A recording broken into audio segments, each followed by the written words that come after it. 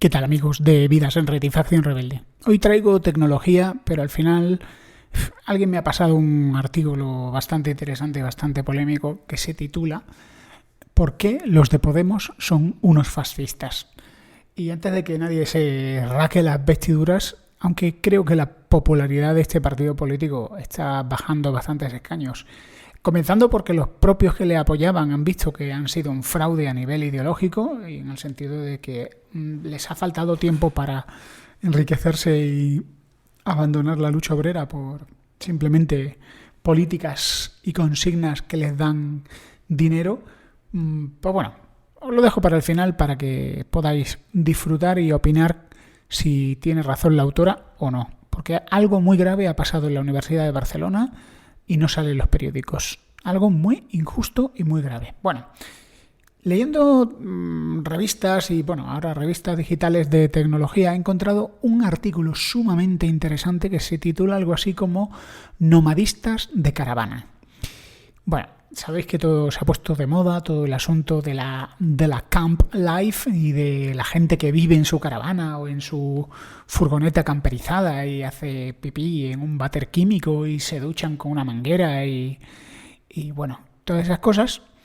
Pues en Estados Unidos, si aquí en España o en Europa la cultura camper life está ganando puntos, sobre todo gracias a Instagram, pues en Estados Unidos, más que un estilo de vida, es una mísera necesidad.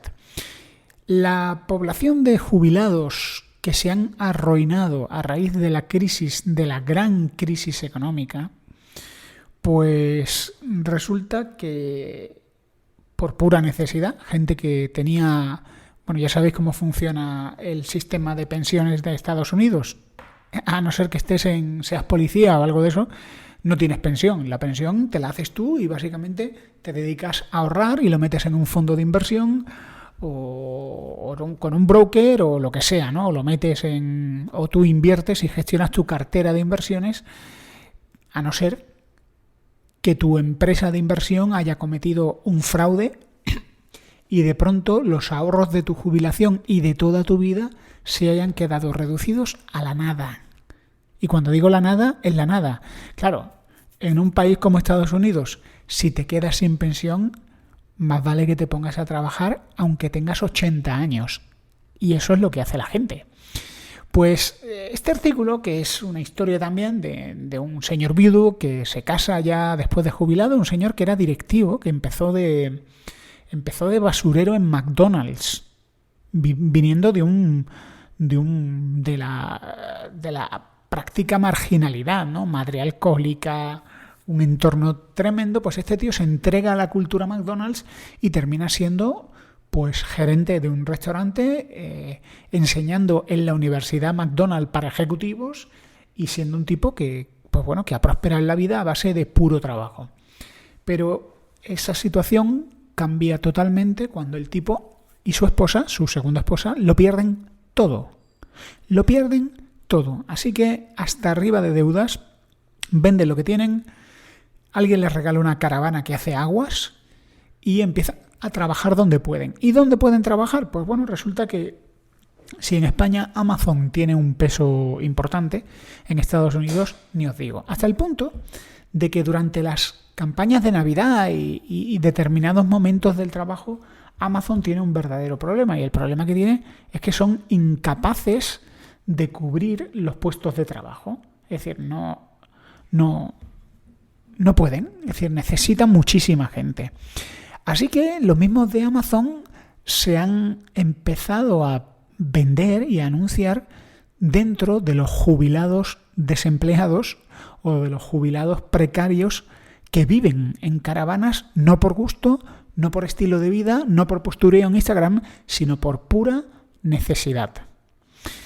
Así que, de hecho, tienen reclutadores de Amazon que van a los poblados móviles de caravanas, que son poblados de gente que viajan juntos, y se van a los Walmart, donde por lo visto puedes pasar la noche y no te dicen nada, porque en Walmart lo permite, y les venden la moto. Oye, mira, durante estos meses te garantizamos trabajo.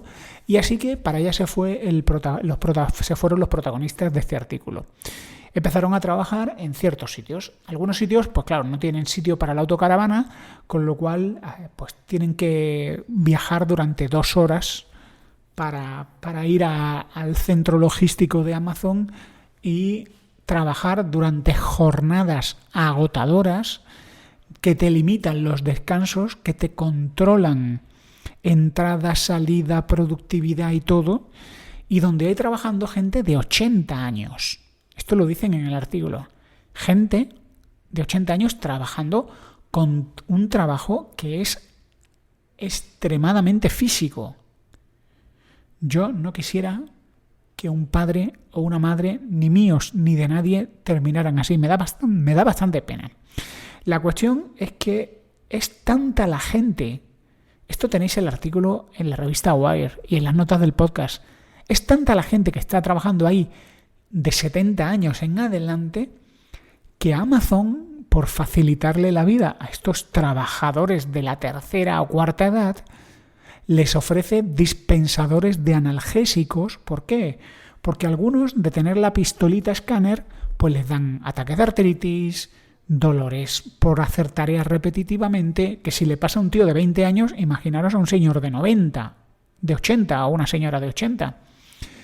En los baños tienen póster donde te dice, mira, controla el color de tu orina, porque si tu orina tiene este tono de oscuridad, pues necesitas beber más agua. Alucinante. Y ahora dejadme que haga una reflexión sobre esta noticia. Y otra que he leído. Resulta que bueno, aquí coincide una cosa con la otra. Es decir, estos trabajadores no se quejan. Al contrario, están felices de tener trabajo. No son los únicos gente que vive en caravanas y que se desplazan. Ya he leído un artículo de algo que yo lo escuché en novelas y en películas de ciencia ficción. Refugiados climáticos. Es decir, gente que por la época de tornados o por la sequía, pues gente que va moviéndose por el país como si fueran aves migratorias. ¿Está bien? ¿Está mal? A mí todo esto lo que me dice es que el mundo cyberpunk del que os he hablado y de los que nos han hablado los autores de ciencia ficción, a los que yo llamo los profetas de la ciencia ficción, no es que esté cada vez más cerca, es que ya avanza y ya es imparable el cambio en el que estamos. Un cambio donde vamos a un sistema de precariedad laboral total, de megacorporaciones que tienen un rostro amable, que son dispensadores de analgésicos. Y tablas para controlar la oscuridad de tu orina, porque estás con 80 años que no te tienes en pie, pero tienes que trabajar 10 horas caminando, no sé si son 15 kilómetros diarios, y algunos peleándose con los robots de reparto. Increíble. Bueno, Cyberpunk vive, la lucha sigue. El megaataque de los rusos para provocar un apagón. Otra de las cosas que encuentro en la ciencia ficción es la Guerra Fría. Este ataque, el ataque que ha sufrido Ucrania, ha sido el primero en 5 años en el que los rusos han utilizado un malware que se llama Industroyer. Un software que está diseñado para provocar automáticamente cortes de energía. O sea, este es el grado de violencia cibernética del Estado ruso y sus soldados digitales /hackers. Tenéis que leer la trilogía del reverendo Haig. Por lo menos el primer libro de los 3, que es prácticamente una novela corta.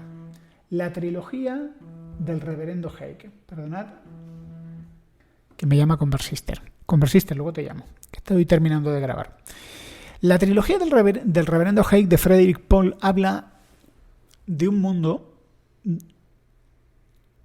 donde vivimos en una guerra fría El protagonista es un reverendo, el reverendo de la Iglesia Unitaria. Saludos, Juan Luis Chulilla. Que vive en un mundo que tiene escasez de energía, escasez de alimentos, cortes de luz y sabotajes inexplicables.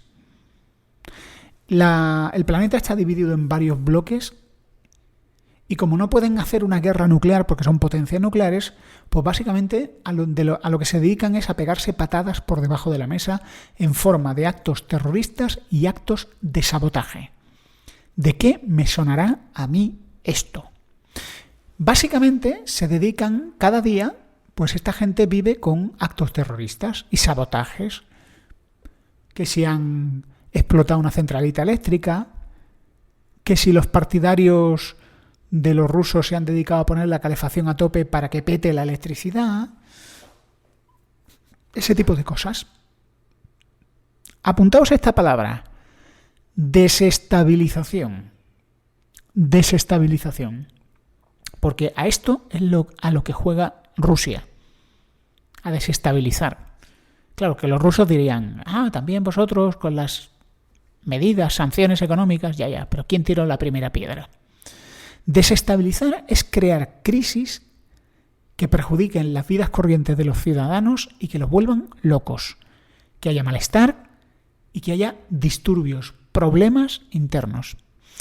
En una parte de la novela de Haig, que forma parte de la trama, pues a Haig lo reclutan en misiones culturales. Entonces le dicen, mira, te tienes que llevar como parte del Ministerio de Cultura, tienes que llevar a una serie de monos tití, porque vamos a hacer un regalo al zoológico de este otro país. Resulta que esos monos están infectados con un tipo de gripe que hace que las bajas laborales aumenten un 40%. Esas son las cositas que se hacen, ¿no? Otra cosa que hacen es que para fastidiar a los rusos, la Unión Europea fabrica vodka barato por debajo de su precio, inunda el mercado de supermercados y de alimentación rusa con vodka barato, lo cual provoca que el absentismo se multiplique y que los lunes no vaya nadie a trabajar. Fijaos este tipo de guerra, que es una guerra muy inteligente, quizá no veréis cadáveres en las calles, pero que sí causa daño al enemigo. Bueno, pues este nuevo ciberataque ruso a Ucrania tuvo lugar el martes y el equipo de respuesta a emergencias informáticas de Ucrania, el CERT-UA, equipo de respuesta a emergencias informáticas de Ucrania. Atentos a los ucranianos que están muy preparaditos. ¿Por qué? Pues porque viven en un estado de guerra física y cibernética desde hace tiempo. Bueno, pues este servicio ucraniano y la firma de ciberseguridad eslovaca ESET, que os sonará del antivirus, estuvieron emitiendo avisos de que un grupo de piratas informáticos llamados Sandworm, confirmado como la unidad 74455 de la Agencia de Inteligencia Militar GRU de Rusia, había apuntado a subestaciones eléctricas de alto voltaje en Ucrania utilizando una variación de una pieza de malware conocida como Industroyer o Crash Override. Este nuevo malware, denominado Industroyer 2, puede interactuar directamente con los equipos de las empresas eléctricas para enviar comandos a los dispositivos de la subestación que controlan el flujo de energía. Al igual que la muestra anterior, pero peor. Señalan que este equipo de ciberataques, que este software es mucho más agresivo, que Rusia intentó un gran apagón en Ucrania hace años y que lo está volviendo a intentar. Lo intentaron en el 2015 y en el 2016, que fueron apagones confirmados. El CRT-UA dice que el ataque se detectó con éxito a tiempo y pudieron detenerlo. Y hay un momento en el que los ucranianos les preguntan, jolín, ¿qué preparados estáis, ¿no? Es decir, tenéis un nivel envidiable, ¿no? Y claro, ellos responden que están muy bien entrenados y están muy bien preparados porque llevan tiempo defendiéndose de este tipo de ataques salvajes. Y claro, viven en un estado de guerra cibernético continuo. Bueno, pues para terminar quería un querido amigo me ha pasado un artículo que, aunque tiene un título que podría sonar ofensivo y quizá a alguien de la izquierda que todavía se identifique con Podemos, pues podría ofenderle, pero yo creo que lo mejor es leérselo. Es un artículo de Lucía Echevarría.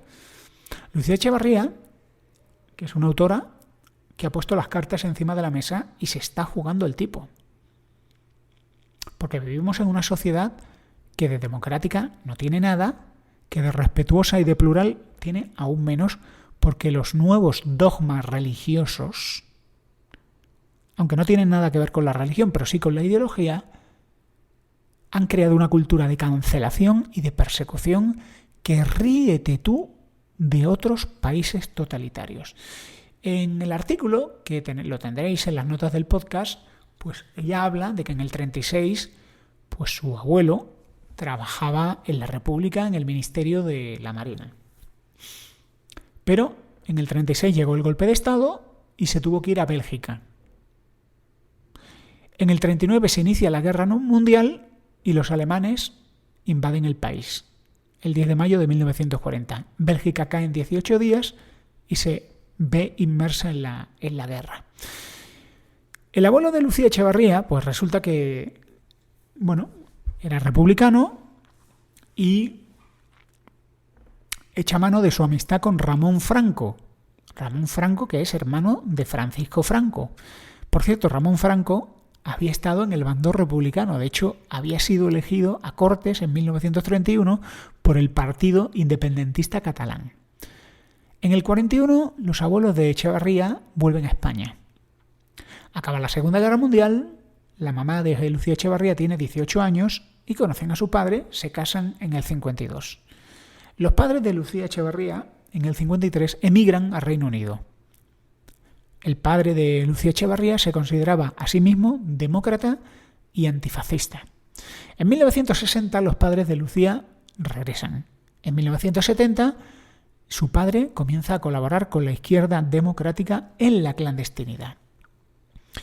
Los nazis eran conocidos por quemar libros y por expulsar a profesores universitarios de sus cátedras.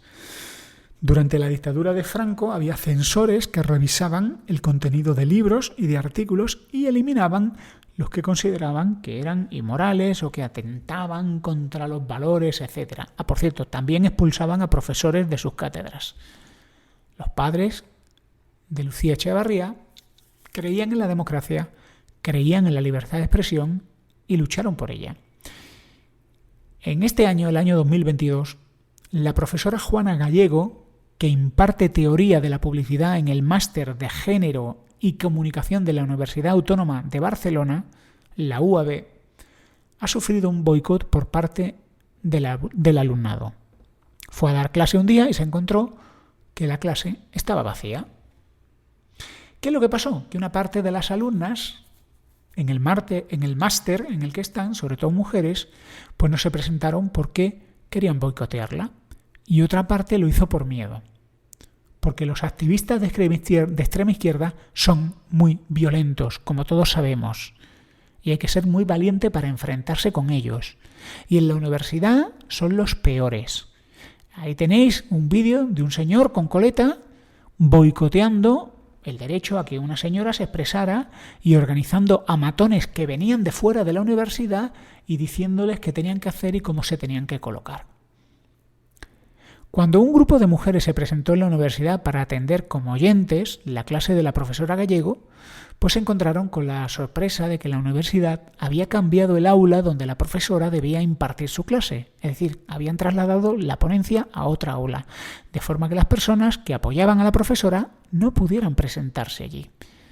Y la universidad ha lanzado un mensaje diciendo, poco más o menos, que la señora profesora Juana Gallego se lo ha buscado. ¿Y qué es lo horrible que ha hecho esta señora para que se enfrente a ese boicot? Pues básicamente ha dicho que el sexo no es género y que el sexo es binario. Esto es lo que creemos prácticamente todos los ciudadanos de este país. Pero hay una minoría que está impidiendo Ideología por encima de ciencia. Lo voy a repetir, porque a lo mejor esto no lo vamos a poder repetir mucho más tiempo. Que el sexo no es género y que el sexo es binario. Aunque el género se puede manifestar de varias maneras, etcétera, según cada sociedad, etcétera, etcétera. Por cierto, Juana Gallego es la fundadora del máster y lo dirigía hasta el año pasado.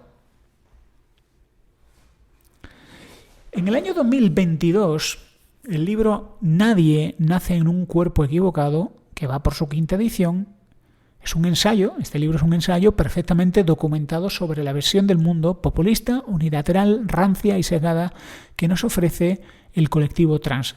Por cierto, que nadie se sorprenda, estoy leyendo el artículo, porque sé que algunos no lo vais a leer, pero yo lo voy a leer.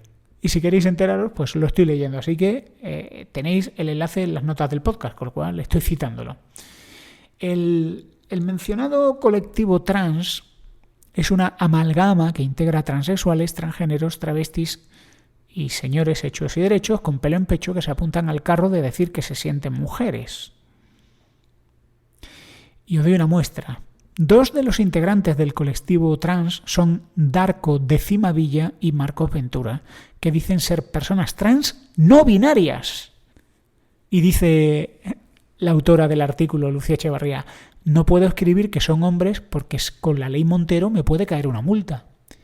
Y no está de más añadir que se rumorea que Darko cobra 55.000 euros anuales del consistorio público como vocal en el Ayuntamiento de Madrid con su partido Más Madrid, cosa que nunca lo han negado. Escribe, dice Lucía Echevarría, colectivo. Dice, no puedo escribir la palabra secta por si me ponen una multa. Y es un colectivo que impone una visión que se transmite desde los medios de comunicación y las redes sociales, la educación y la industria. Los autores de Nadie nace en un cuerpo equivocado no han cometido ningún delito de odio al escribir el libro, dice Lucía Echevarría, porque si no, se habría suspendido cautelarmente su distribución, pero a Podemos el libro no le gusta, así que Podemos está organizando una protesta y un centenar de personas se manifestaron frente a la universidad. Textualmente, desde la universidad les han dicho a los 2 autores del libro que no podían garantizar su seguridad, porque seguramente dentro de los manifestantes habría gente muy violenta. Esto es el mundo tan bonito y tan plural que estamos construyendo. El mismo partido que acaba de proclamar una ley proponiendo que sea delito que 100 personas se congreguen a rezar frente a una clínica abortista, celebra que 100 personas se congreguen para amenazar a los autores de un libro. A mí me parece, dice Lucía Echevarría, que o jugamos todos o rompemos la baraja. Es decir, la libertad de expresión es lo que yo digo. Y yo digo quién tiene derecho a tener libertad de expresión y quién no. Así que en este país, dice Podemos, hay una cosa que se llama la libertad de expresión, pero solo se aplica a algunas personas, a otras no. Pues no, hijo, no. Eso es de ser inmaduro emocionalmente, porque si te consideras que te ofenden las opiniones de los demás, a lo mejor tienes que crecer. Esto ya es cosecha mía. No tengo palabras. No hay democracia, dice uno de los títulos. No hay democracia con totalitarismo en el gobierno. Y tenemos un gobierno profundamente sectario, profundamente violento, ideológicamente violento. No hay democracia sin justicia independiente. No hay democracia mientras haya gente que esté metiendo ideología sectaria en los jueces, en las universidades, gente que se dedique a boicotear a profesores, a silenciar a gente que no piensan como ellos.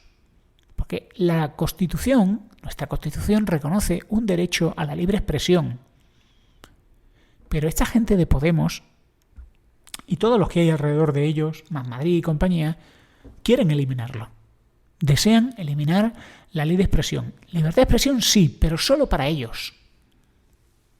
Y curiosamente, ellos son los primeros en usar la palabra fascista a troche y moche. Pero qué curioso es esto, que los que más utilizan la palabra fascista son los que más se le parecen. Decía Oriana Fallaci que se metía con estas feministas de pacotilla, y estoy citando a Oriana Fallaci: hay dos tipos de fascistas, los fascistas y los antifascistas. Y se parecen muchísimo los dos. Y ya es hora de que empecemos a votar no tapándonos la nariz, sino a votar en conciencia. ¿Que tú quieres votar a Podemos? Perfecto, es que estás en tu derecho. Es que la democracia existe para que tú votes a quien te dé la gana. Pero lo que estamos viendo en este bonito país que se nos está quedando es que tenemos a políticos que dicen, y es que lo dicen así, que el problema de los españoles es que no sabemos votar, pero ellos ya están para decirnos a quién votar. Ellos ya nos lo dicen. Mientras tanto, España sigue siendo el país con más paro. Doblamos la media de la OCDE y triplicamos el paro del G7. Pero cuidado, que la ministra de Trabajo está desbordada intentando contener a la extrema derecha en Castilla y León. Darle un respiro a esta mujer que tiene mejores cosas que hacer que luchar contra el paro. Esto es increíble. Mientras tanto, a estos amigos del pueblo, Pablo, Irene y Pablo, no dejan de imputarlos por niñeras pagadas con nuestro dinero. Se ve que no les alcanza el dinero. Y eso que esta gente no es que hayan triplicado, es que creo que han multiplicado por 10.000 su patrimonio. Os leo un titular de Ignacio Escolar, otro que cree que la democracia y la libertad de expresión es lo que ellos dicen. Dice Ignacio Escolar: Mañueco afirma que quiere inmigrantes pero de manera ordenada, que quieren incorporarse al mercado laboral y que busquen la plena integración. Y esto lo dice Ignacio Escolar como algo alarmante. Fíjate, esta ultraderecha que dicen que quieren inmigrantes pero de manera ordenada. ¡Qué barbaridad! ¡Qué barbaridad que diga Mañueco que quieren inmigrantes, pero inmigrantes que se quieran meter en el mercado laboral! Y ya la tercera cosa, este es el tercer rasgo de ser de extrema derecha. Si tú piensas esto, es que tú eres de extrema derecha. ¿Cómo se te ocurre decir que solo entren inmigrantes que quieran la plena integración? Esto es de ser un peligroso ultraderechista. Madre mía, qué barbaridad. O sea, yo quiero inmigración. Yo creo que España necesita inmigración. Pero hay dos formas de hacerlo. Desordenadamente, es decir, que entre quien sea, violadores, asesinos, psicópatas, que entre quien sea, gentuza, o que haya una inmigración regulada y ordenada. Bueno, pues pedir que haya una inmigración ordenada es de extrema derecha. Esto es increíble, amigos. Mientras tanto, por cierto, han pasado 6 meses desde la brutal violación a una chavala, casi una niña, en Igualada. Le destrozaron el ano, la vagina y el colon. Le fracturaron el cráneo. Ha perdido la audición de un oído y la visión de un ojo y vive de milagro. Y estos monstruos siguen en libertad mientras Irene, la defensora de las mujeres españolas, y el gobierno catalán siguen en silencio. Siguen en silencio. No sé.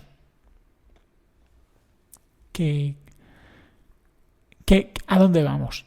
Bueno, me gustaría hablar largo y tendido de la reforma educativa de nuestro líder supremo. La reforma laboral que va a hacer del bachillerato, pues no sé.